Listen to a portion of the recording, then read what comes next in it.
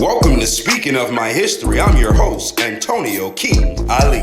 This week on Speaking of My History, we're going to talk about the first African American female to enter the United States Coast Guard and the last survivor of the Tulsa Massacre at Black Wall Street. And Reginald F Lewis, the first African American to build $1 billion company and the richest African American in the 1980s.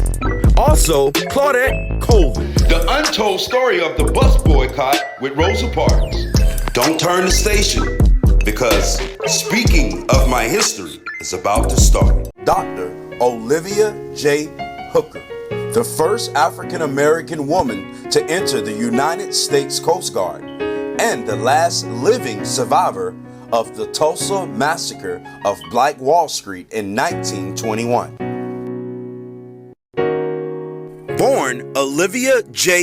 Hooker, February 12, 1915, in Muskogee, Oklahoma. When she was 6 years old, Hooker's family, mother, father, 3 sisters, and 1 brother, was attacked by the Ku Klux Klan. Members ransacked her home during the Tulsa Massacre of Black Wall Street. It all started in May of 1921, when an African American male by the name of Dick Rowland, the age of 19, entered an elevator where he allegedly assaulted the victim, white female 17-year-old Sarah Page, who worked as an elevator operator. Page eventually declined to prosecute. It's likely that he tripped and grabbed her as he fell, but the truth didn't matter. Rowland was arrested and the story escalated. The city white residents, emboldened by the Tulsa police, terrorized Greenwood.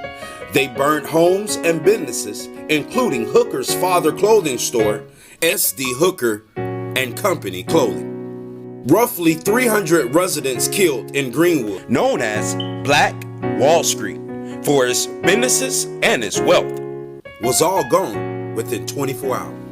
After the riots, Hooker family moved to Columbus, Ohio, where Dr. Hooker joined the Delta Sigma Theta sorority, where she had advocated for African American women to be admitted to the Navy. She earned her Bachelor's of Arts in 1937 from Ohio State University. 10 years later, in 1947, from the Teachers College of Columbia University, she received her master's, and in 1961, she received her PhD in psychology from the University of Rochester. Dr. Hooker tried to enlist to the Women Accepted for Volunteer Emergency Services, aka the WAVES, of the United States Navy and was rejected twice. Dr. Hooker stated in a recent interview that the reason was due to her race. Her third letter, she says, was answered by Navy Secretary James Forrestal, who told her she can start at the bottom and work her way up. But by then it was too late, because Dr. Hooker had become the first African American woman to enter the United States Coast Guard. In February 1945, she became a SPAR. Until her unit disbanded in mid-1946, Dr. Hooker earned the ranks of Petty Officer 2nd Class. Dr. Hooker moved upstate to work in the mental hygiene department of the Women's Correctional Facility in Albion. Many women in this facility was considered to have severe learning disabilities, so the staff said. Hooker believed they were more capable than given credit and reevaluated them and helped the women to pursue better educations and jobs. She credited this success with approaching them with an open mind.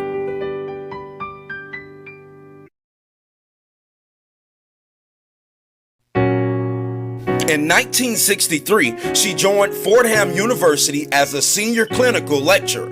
Eventually, she served as an associate professor until 1985. She was one of the founders of the American Psychology Association, the APA Division 33.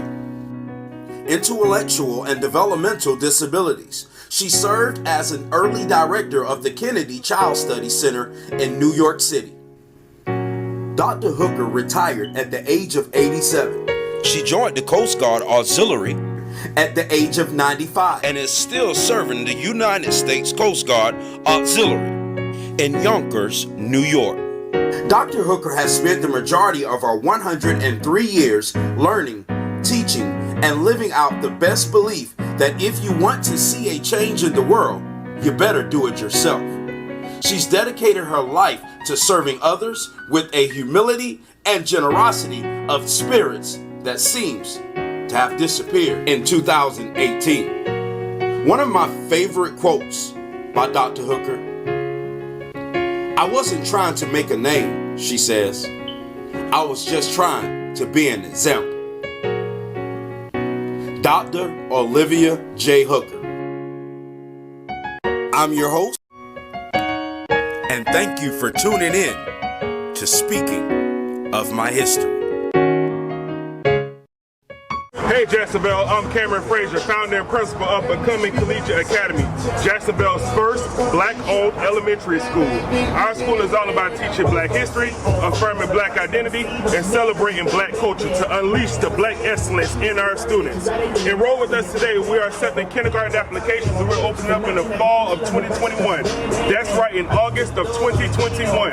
We are enrolling kindergarten, 4 and 5-year-olds. So if you know anybody with a kindergartner, let them know about our school. And if you don't, still follow our school. You can visit www.becomingschools.org to fill out an application, and you can follow us on Facebook, Instagram, and any other social media site at Becoming Collegiate Academy. Thank you again. It takes a village to raise a child. We appreciate you being a part of our village.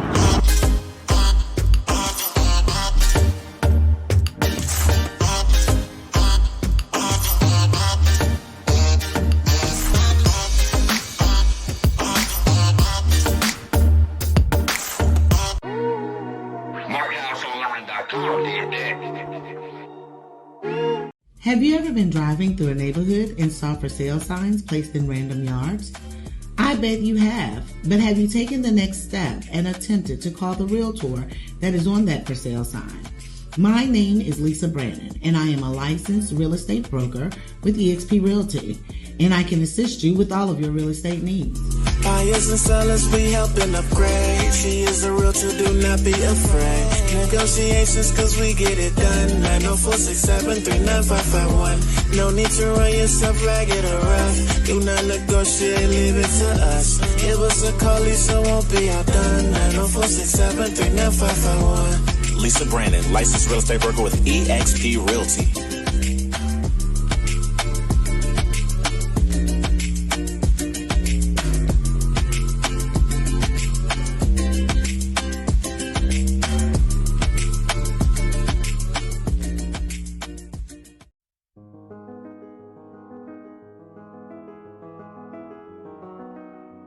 Thank you for tuning in to Speaking of My History. We highlight Reginald F Lewis.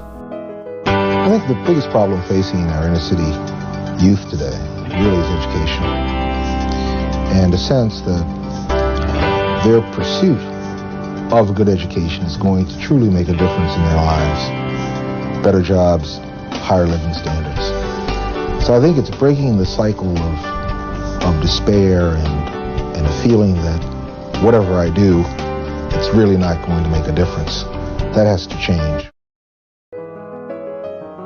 Reginald F Lewis, born December 7th, 1942. Reginald F Lewis was an American businessman. He was the richest African American man in the 1980s. Born in Baltimore, Maryland, he grew up in a middle-class neighborhood. He won a football scholarship to Virginia State College, graduating with a degree in economics in 1965.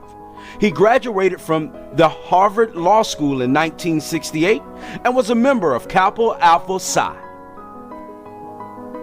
Recruited to the top New York law firm, Paul Weiss Rifkin, Wharton and Garrison, Immediately after law school, Lewis left to start his own law firm 2 years later.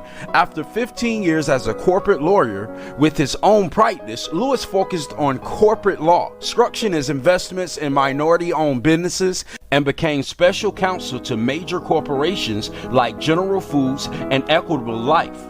Mr. Lewis was also counsel to the New York-based Commission for Racial Justice and represented the Wilmington 10. He was successful in forcing North Carolina to pay interest on the Wilmington 10 bond. He moved to the other side of the table by creating TLC Group, a venture capital firm, in 1983. His first major deal was the purchase of the McCall Pattern Company, a home sewing pattern business, for $22.5 million. From the McCall Pattern Company, a maker of home sewing patterns founded in 1870. With fewer people sewing at home, McCall was seemingly on the decline. Through it all, they posted profits of $6 million in 1983 on sales of $51.9 million. At the time, McCall was number 2 in the industry, holding 29.7% of the market, compared to the industry leader Simplicity Patterns with 39.4%. Lewis managed to negotiate the price down, then raised $1 million himself from family and friends and borrowed the rest from institutional investors and investment banking firm First Boston Corporation. Within a year, he turned the company around by freeing up capital tied in fixed assets, such as building and machinery, and finding a new use for machinery during downtime by manufacturing greeting cards. In 1987, Lewis bought Beatrice International Foods from Beatrice Companies from $985 million, renaming it TLC Beatrice International, a snack food, beverage, and grocery store that was the largest African-American owned and managed business in the U.S. The deal was partly financed through Mike Mikan of the Maverick Investment Bank, Drexel Burnham Lambert. In order to reduce the amount needed to finance the leverage buyout, Lewis came up with the plan to sell off some of the division's assets simultaneously with the takeover. When the TLC Beatrice reported revenue of $1.8 billion in 1987, it became the first black-owned company to have more than $1 billion in annual sales. At its peak in 1996, TLC Beatrice International's holding incorporated has sales of $2.2 billion and was number 512 on the Fortune magazine list of 1,000 largest companies. In 1992, Lewis donated $3 million to Harvard Law School, the largest grant at the time in the school's history. The school renamed its International Law Center the Reginald F Lewis International Law Center, the first major facility at Harvard named in honor of an African American.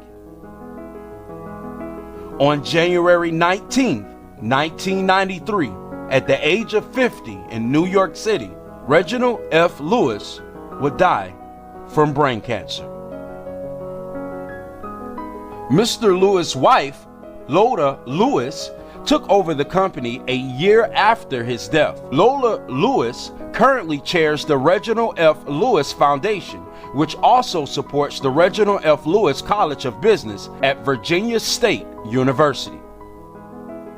In 2005, the Reginald F Lewis Museum of Maryland African American History and Culture opened in Baltimore with the support of a $5 million grant from his foundation. It is the East Coast's largest African American museum, occupying an 82,000 square foot facility with permanent and special exhibition space, interactive learning environments, auditorium, resource center, oral history recording studio, museum shop, cafe, classrooms, meeting rooms, outside terrace, and reception areas. It highlights the history and accomplishments of African Americans with special focus on Maryland's African American community. The museum is also a Smithsonian affiliate. At the age of 6 years old, Reginald Lewis overheard his grandparents discussing employment discrimination against African Americans. He asked, "Why should white guys have all the fun?" This self-assured child will grow up to become the CEO of Beatrice International and one of the most successful entrepreneurs ever. At the time of his death in 1993, his personal fortune was estimated $400 million, and his vast commercial empire spanned 4 continents. Reginald F Lewis, an American businessman and an African-American billionaire. Thank you for tuning in to Speaking of My History. You may be having a difficult time in a specific problem, but if you maintain the core values, you can generally ride through any particular problem, and then in the end, we'll be able to be pleased with the result. Thank you for tuning in to Speaking of My History. This is your host, Antonio King Ali. Don't go anywhere. We'll be back to Speaking of My History after this commercial break. Still don't have an optimized website for your business, product, or music? Or do you have a website and need to drive more traffic to your website? Take advantage of this awesome offer.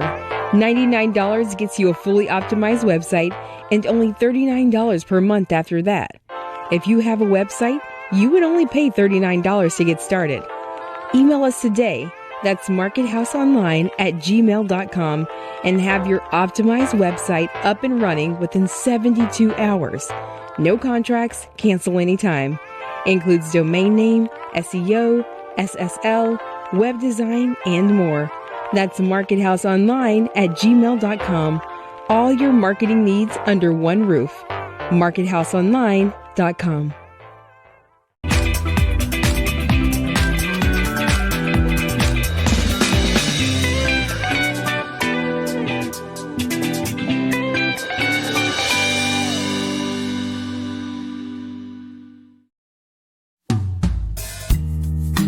Deep in the shadows, I know it's hard to put one foot in front of the other. So far as the echo, where do we start? You can learn to discover a million stars. Here in the shadows, I know you're scared. Take my hand, together we'll make a stand. We've got to fight to find a way. Dare to fall, follow us to say. No more hate. We're getting back to family, baby. So Back to Family, new TV sitcom. Coming soon. Starring all of us. It's time to get back to family. A million stars. Thank you for tuning in to Speaking of My History. We're talking about Claudette Colvin. Claudette Colvin, born September 5th, 1939. Claudette Colvin is a pioneer of the civil rights movement. On March 2nd, 1955, she was arrested for refusing to give up her seat on a bus in segregated Montgomery, Alabama, 9 months prior to Rosa Parks' famous arrest for the same offense. Colvin was adopted by Q.P. Colvin and Mary Ann Colvin. Her father mowed lawns and her mother worked as a maid. Claudette Colvin grew up in a poor black neighborhood of Montgomery, Alabama. In 1943, at the age of 4, she received her first impression of struggles in segregation. She was at a retail store with her mother when a couple of white boys entered. They asked her to touch hands in order to compare them. Seeing this, her mother slapped her in the face and told her that she was not allowed to touch the white boys. Like most people, I was taught that it was Rosa Parks' civil disobedience. She refused to give up her bus seat to a white man that sparked the Montgomery, Alabama bus boycott in 1955. But more than 9 months before Parks' arrest, a 15-year-old high school student, Claudette Colvin, was taken into custody when she refused to relinquish her seat on a Montgomery bus. It happened on March 2nd, 1955, during Negro History Week, when Colvin learned about the 14th Amendment and equal protection under the law. Colvin, who boarded the bus with other students from Booker T. Washington High School, refused to move from her seat for white passengers even after the bus driver ordered her. She yelled, "It's my constitutional right." Those were powerful words to be uttered by a young girl. Students' daily lives were affected by injustice under the Jim Crow segregation laws. They couldn't eat at lunch counters or even try on clothes in a store. Colvin had enough. Reporters have asked me, and that is, why didn't you move when asked?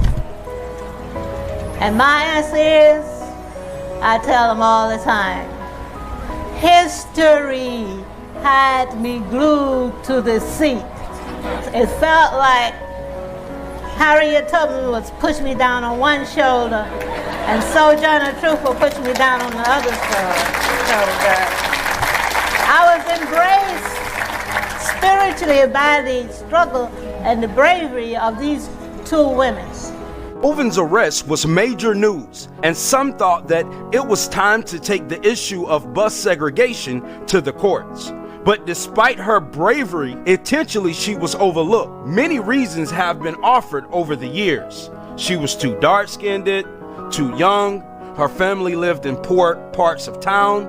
But when Colvin became pregnant by an older married man a few months later, the decision was made. Civil rights leaders felt that it would be difficult for her to undergo the scrutiny required for a legal case. Months later, 42-year-old National Association for the Advancement of Colored People secretary, seamstress, and respectable married woman Rosa Parks took history action on a Montgomery bus, which led to the boycott that lasted more than a year. Colvin, who was active in the NCAAP's Youth Council, knew Parks and was advised by her. Ultimately, Colvin joined Oretta Broder, Susie McDonald, and Mary Louise Smith as a plaintiff in a suit challenging Montgomery's segregated public transportation system, a case known as Browder versus Gale. On June 19, 1956, a 3-judge panel ruled that Montgomery segregation codes deny and deprive plaintiffs and other Negro citizens similar situated of the equal protection under the laws and due process of law secured by the 14th Amendment. The U.S. Supreme Court will use this case to strike down bus segregation on December 21st, 1956. Colvin now lives in New York City, where she moved after leaving Alabama in 1958. She is retired and finally getting the recognition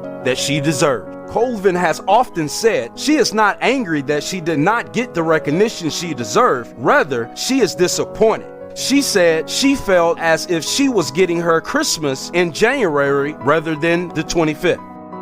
Claudette Colvin, a pioneer of the civil rights movement and the spark of the bus boycott. Thank you for tuning in to Speaking of My History. The history of how we was treated had me glued to the seat, and I wasn't going to move that day. Nothing. I refused. They said, "Oh my God, you refused?" I refused to walk off the bus. So 2 policemen, they manhandled and pulled me off the bus, put me in the patrolman car and handcuffed me.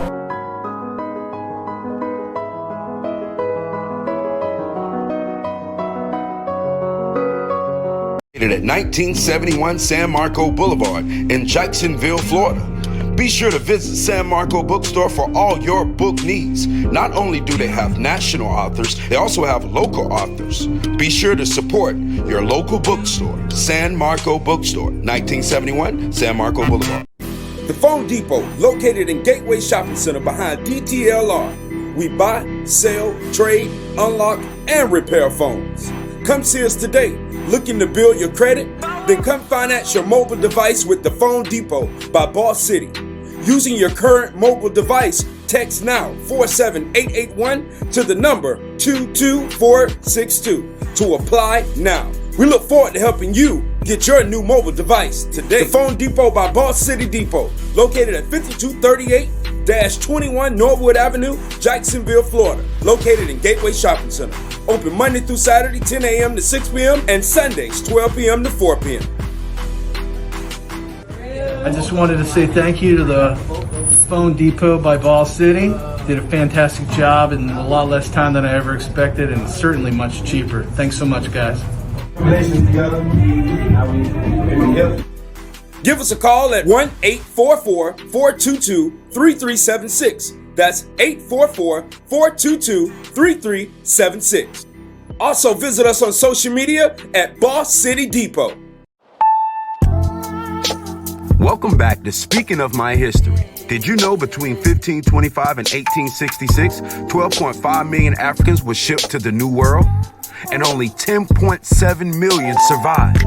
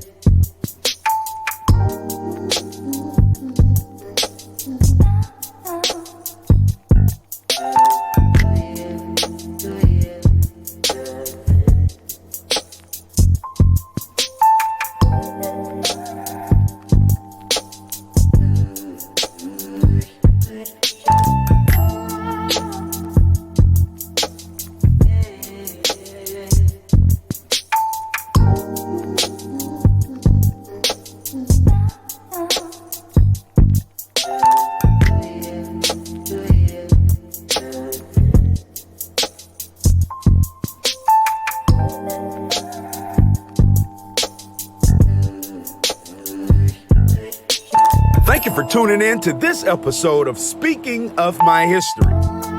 Make sure you watch next week as we talk about the Zulu warriors and the kingdom of Axum. Tune in every Monday right here on CW17 at 3 a.m. to Speaking of My History. I'm your host, Antonio King Ali. Have a positive day on purpose.